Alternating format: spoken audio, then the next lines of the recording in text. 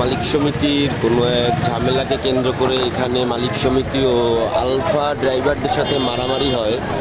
তখন মারামারি ছাড়িয়ে দেওয়ার জন্য ভার্সিটির দু একজন স্টুডেন্ট তারা সেই ঝামেলার মধ্যে ঢুকে মারামারিটা ছাড়াই দিতে চেষ্টা করে। তখন মালিক সমিতি ও আলফা সমিতির যারা তারা সেই ভার্সিটির স্টুডেন্টদের গায়ে হাত দিয়ে ফেলে। দেন এখন এখানে ভার্সিটির সকল ক্ষুব্ধ স্টুডেন্টরা রাস্তায় নেমে আসে, পটুয়াখালী মহাসড়ক বন্ধ করে দেয়, অবরোধ করে। এখন ট্রিপল লাইনে ফোন দেওয়া হয়েছে, প্রশাসনের লোকরা আসতেছে, তারা এসে এখন তাদের পদক্ষেপ নেবে।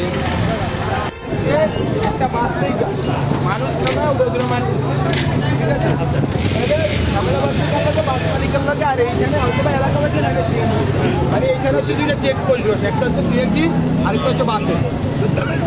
বাচ্চা ওখানে লাগাইছিলাম, ওখানে ধরতে যাইনি, কিন্তু জল দেখতে আবার একটা ছোট বেলা এইখানে ছিল, চায়ের দোকানে বাইছে ওরা, হ্যাঁ বাসে ওরা থামাইতে গেছে আর কি। এই পাশে যারা ছিল, বাসের যারা না, বাসের ওরা তো টাইমে এই পাশে চলে গেছে, তো এই পাশে যারা ছিল ওরা বেদরক মারতেছে রড দিয়ে। ওরা পরিচয় দিতেছে যে আমি ভাগছি, হ্যাঁ পরিচয় দেওয়ার পরে ওরা রড দিয়ে মারছে। আমাদের কেউ ছিল না, ওদের কারো নাম ঠিকানা আমরা একটা নাম জানি জেলা, হচ্ছে মাছের ব্যবসায়ী, ওই আনে ইন্ধন দাতা, ওরে ফোন দেওয়া হয়েছে, ওরা আনা হবে। তো আপনি একটু জাস্ট হচ্ছে আপনার আরেকটা কাজ করতে পারেন, আপনি হচ্ছে আপনার কন্ট্রোল রুম থেকে এই যে মেইন রোডের যে সিসিটিভি না স্যার, এইটা একটু কাইন্ডলি আনার, আমরা সবাই হ্যাঁ ওর নাম জেলা জেলা মাছের। এখানে আরেকটা কথা আছে,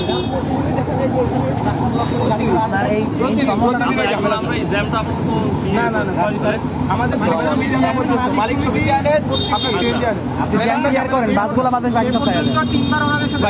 সিএনজির লোকের ঝামেলা, সিএনজির আমরা ঝামেলা সিএনজি। এখন এখানে পুলিশ এসেছে, পুলিশ তাদের মতন করে তাদের আইনি ব্যবস্থা নিচ্ছে।